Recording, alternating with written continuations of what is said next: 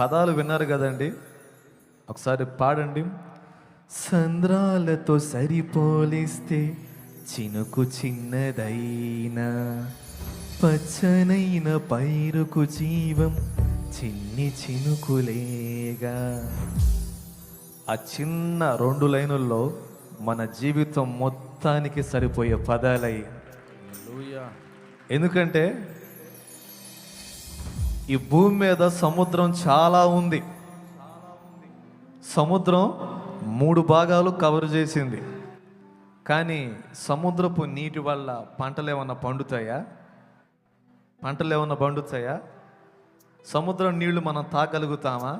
పనికిరావు.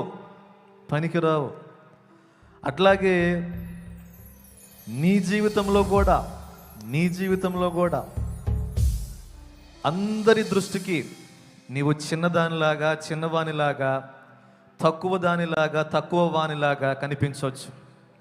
ఎందుకు పనికిరాడు అని నిన్ను అనొచ్చు.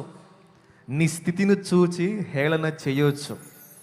కానీ ఒక మాట చెప్పనా, నా దేవుడు నీ హస్తం పట్టుకున్నప్పుడు ఆ చిన్న చినుకు పచ్చని పైరుకు ఎంత జీవమో, నీ కుటుంబం మొత్తానికి నీవే ఆశీర్వాదం, నీ గ్రామం మొత్తానికి నీవే ఆశీర్వాదం. అందుకనే దైవజనులు ఎంత బ్రతుకు నీదని ఎంచుతున్నవారే